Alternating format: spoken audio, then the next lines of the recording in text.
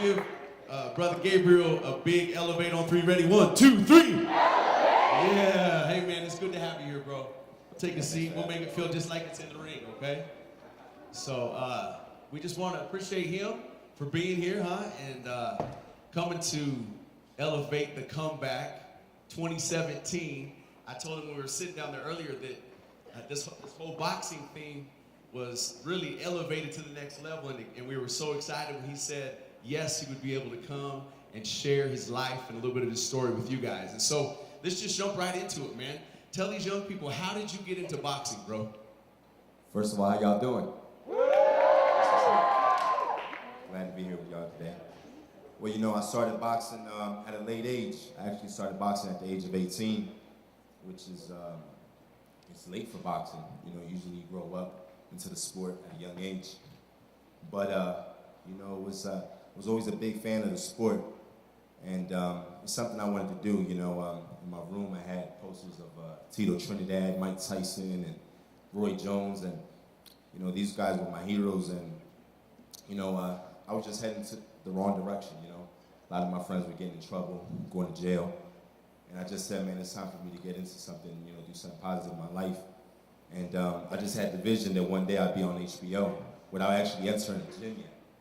You know, I just had that vision. I said, man, I know it's just something I felt in my heart, you know. And went to the gym at 18, and, you know, matter of fact, when I went to the gym, I went in the gym with a basketball in my hand. And the guy that was running the gym, he was like, you too old to stick the basketball. So I walked away kind of discouraged, like, man. And my trainer who trains me now, he went behind me, he ran after me in the street, and he said, kid, if you're serious, come back tomorrow. So, you know, I fought amateur for about a year, and I turned pro at 19. Yeah. So it's kind of the Creed story, actually, in real life, huh? Yeah. Wow, so that took a lot of perseverance, man, and learning to box. When do boxers normally start? Like, what's the normal age? You know, a lot of fighters usually start at the age of 10, you know. By the time they're 18, you know, they probably have about, you know, elite fighters, they probably have about 150 to 300 amateur fights. Wow. You know. And you had how many? I had 11. 11. I went professional with only 11 fights. You know, my 5th fight, I fought a guy with, they called him Me Joe Green. And I fought him, he had 300 amateur fights. Wow. And, but that was just my, you know, my hunger to want to do it. You know, I just didn't take no for an answer. And, you know, I just kind of, you know, my career, I was learning on the job. You know, I worked graveyard shifts at Home Depot, worked on the water main as I was being a pro, suffered a couple losses in the beginning. But, you know, a lot of people said, yo, you're too old. And I didn't give up. That's amazing. That's amazing, man. So what would you say consider to be your biggest boxing accomplishment, bro? I would say is when I fought Sagoon Pao for the WBO title. It ranked me #1 in the world at 154. And, you know, my next fight was in Madison Square Garden on HBO. You know, and, you know, after 8 years of just hard work and working all types of jobs and just grinding, you know, I finally made it on the big stage. That's a big stage, too. Yeah. Wow, huge. Yeah. That's incredible. Hey, give it up for him, huh? That's awesome, man. So what would you say, like, what was your toughest fight that you've ever been in? My toughest fight? You know, I done been through a lot in the ring. You know, broken orbital bone, detached retina. I've suffered a lot of injuries. But, you know, I would say my toughest fight was probably when I suffered a broken orbital bone in the 3rd round against the What is that bone? Huh? What bone is that? Right here. Okay. So in the 3rd round, I got caught with a left hook, and I felt something pop, and it was, you know, and then... It was your cheekbone. Yeah. Detached retina. I pretty much fought the whole fight blind. Wow. But, you know, that's just the type of fighter I am that, you know, the fans know that when they come see me, I'm just going to give it my all. You know, I didn't quit in the fight. And even though I didn't win the fight, I won the crowd over with my heart and my determination that day. But I bounced back. I bounced back and I won my next fight, and that's just what life's all about. Sometimes it's not gonna go your way. You're gonna take an L, but you just gotta bounce back. It's just gonna make you stronger. That's amazing, bro. And all week long we've been talking about just coming back, right? The whole comeback. We've been studying the Bible and the story of a man who decided to come back, and into the place where he was. And today's our daily theme is what, guys? The grind. Today we're talking about the grind, man. And it's perfect to have you up here because the grind is all about what it takes to really be great. And so, like, the training process that it takes to be not just a fighter, but a fighter in life. And so, from a boxing standpoint, like, leading up to a fight, kind of let us in a little bit, bring us into your world, and kind of that, what does a training regimen look like in the days leading up to a fight? Yeah, well, camp is pretty much a lot of sacrifice and dedication. You have to sacrifice time away from family. I have daughters, so time away from my daughters. No pizza, no burgers, no Pepsi. You gotta eat clean. But you gotta I sacrificed for about 2 months of just hard work, and you gotta be mentally focused. No distractions, no negativity around you. You definitely want to keep negativity away, have a positive energy in camp, and just be focused, go into the fight focused. So much of that, of what you said right now, really transfers over and really helps us, I think, in a lot of ways spiritually, man. Yeah. So yeah, that's incredible. Hey man, let's talk a little bit about your life growing up. Can you tell us a little about how you grew up and just bring us into your world as a young man? Yeah, so I grew up in Philadelphia. So part of Philadelphia I grew up in is actually called the Badlands. So you put on your GPS, it's gonna say Badlands. So tough You're a area. bad boy from the Badlands. Tough area, But I grew up. My mother always instilled the faith of God in me. So I didn't even. I grew up. I didn't know I was poor. We were poor. And we ate spam. With rice. You guys know what spam is? Mom hooked up the spam. Mom hooked it up. But the way I grew up is even though we didn't have much, my mom, she just raised me with the fear of God, the love of God in me. And even though every now and then I strayed away, when the time was right, like the word of God kicked in. Yeah. And I think it's what helped me, chase my dreams. Just my mom always praying for me. But yeah, Philadelphia is a tough city. I think it's why it's part of the reason why it made me a tough fighter. You got to be tough to survive in that city. Yeah. What were some of those obstacles that you had to kind of face as a kid in Philly and Badlands? Yeah, it's drugs. The homicide rate is very high. I remember growing up, it was like the crack era was big, so it was kind of normal seeing people walking in the streets like zombies and stuff like that. And it's why I was so afraid of drugs, because I would see people overdose, and I stayed away from drugs because it was scary to me, and just growing up around that, but like I said, I think a praying mother kept me safe in the streets and protected me. That's amazing, man. What would you say, bro, in terms of life? We talked about your biggest fight, like your biggest obstacle or your toughest fight. What would you say is your biggest obstacle in life that you've overcome? My biggest obstacle in life? Well, I think it could have been easy for me to get caught up into the streets.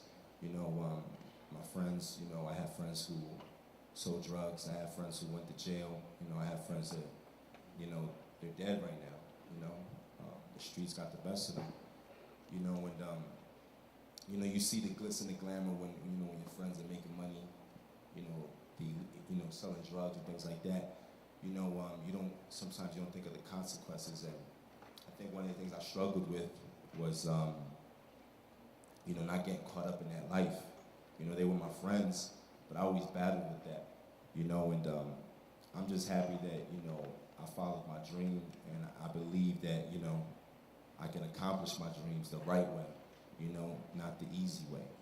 You know, so I think that was a battle growing up, you know, not getting caught up in that lifestyle, you know, and it's hard, you know, because you see your boys, they're wearing the Jordans, and you got some beat up shoes or whatever, but, you know, in the long run, you know, you stay honest, you know, in the long run it pays off. Because, you know, a lot of those dudes, they're not here right now, or they're in jail, you know, and thank God that I stood positive, you know, even though it wasn't easy, but, you know, I'm here, I have 2 beautiful daughters, you know, my relationship with God is getting stronger day by day. You know, I still have my battles, I still have my struggles, you know, but the important thing to do is to keep positive people around you, you know, and anybody that's negative, that makes, you know, that brings out the worst in you, you got to eliminate those people. You know, you got to keep people around you who are positive.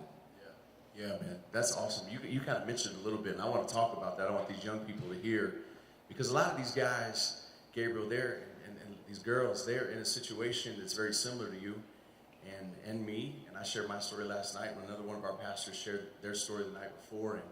And you know, life happens, you know, and every one of us has the opportunity to, you know, really bring our life to the feet of Jesus, and trust him with the saving grace that he provides through believing in him and what he's done on the cross. And so, can you just tell us just a little bit, man, about how did that happen? Like, where were you, and how did that all happen when you kind of said, I'm saved and I want Jesus in my life? You know, I've always felt like, you know, I've had a relationship with God, being that, you know, my mom instilled that in me at a young age.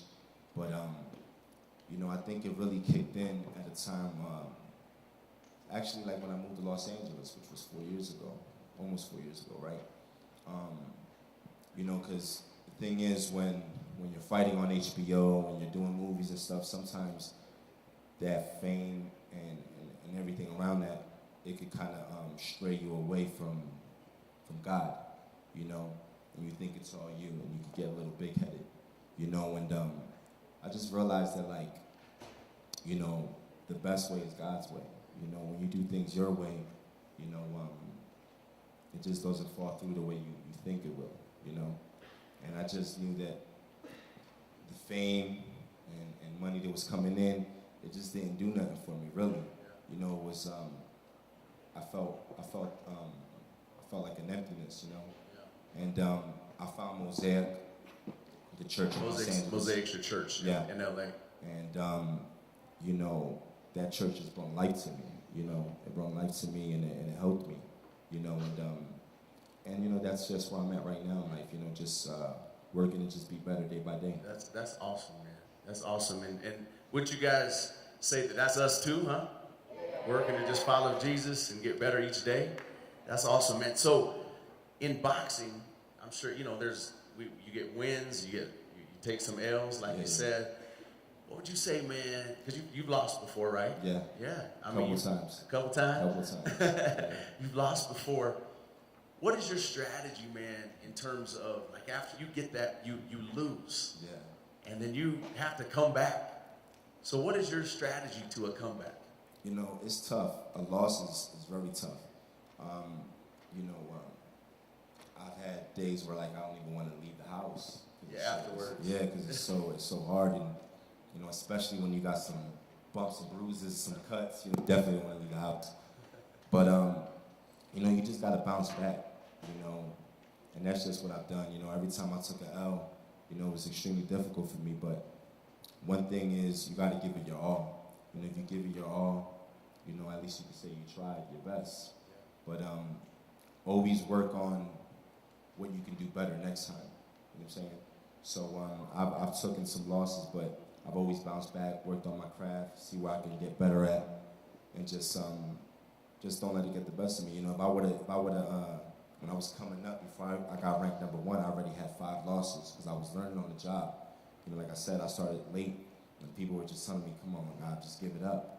You know, and I was working, like, I was making $10 an hour at Home Depot, graveyard shift, and if I would've believed those people with 5 losses, you know, I never would've made it on HBO.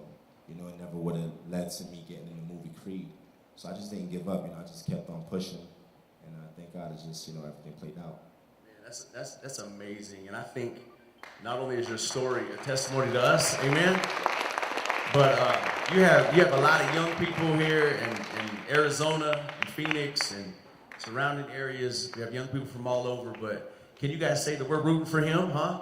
We're rooting for him, and you got fans in us. We have enough time to take maybe one or two questions if you have something for Gabriel. You have to say it loud enough for us. So Hillary's got a mic, and we can take a couple questions. My man right here in the blue, Hillary, get him. And then I'm coming over to the ladies' side.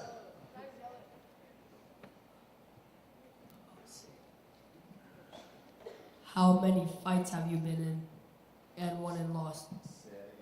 Like, what's your record? 24-10, 14 knockouts. Good question. Let's get one from the ladies. Yes, right here in the pink. Are you still boxing Hold the mic professionally up, sweetie. Are you still boxing professionally today? Yeah, absolutely. Still fighting, still chasing the world title. So I need y'all to pray for me, because God willing, next year I'll be holding on the world title. Yeah, man. Who's going to pray for Gabriel? Yeah? We want him to be holding up that championship belt, huh? All right. He's a comeback kid. Okay, we'll take two more questions. Hillary, you can go. There's a lot of hands up over there, sister. I gotta let God. Who's got a good question? Y'all don't say my name like you know me. When's your next fight? When's your next fight? Oh, I don't know right now. Right now I'm just I'm gonna go to Philly in a couple days, so I'm just gonna go out there and just work on my craft with my trainer, and get ready for what's next. Wow, so we caught you right in time, huh? We caught you right in time, huh? Before you go back to the East Coast. So you gotta stay ready. So you gotta stay ready. So you don't have to Get ready. Stay ready. You say one more Get question? ready. One more question from the ladies, and then Make it good, ladies. Make it get good. moving. You guys, well, he's gonna be with us tomorrow too, okay? So you don't have to get it all in today. How many years have you been practicing? So I turned pro at 19, and I'm 31. So I'm an old head. They're like, dang, just because y'all are 13, 31 ain't old. But so I've been pro for 11 years. 31. Thank you. You say you don't look like what you've been through. So, did you get your answer to your question, honey? All right. Good. Well, hey guys, can you give it up one more time for our friend Gabriel Rosado? And listen, he's going to be here with us for the next couple days, and so we're glad to have him. And I want you guys to get to know him and love on him and appreciate him. Okay? Sound good, man? Appreciate you, brother. Thanks.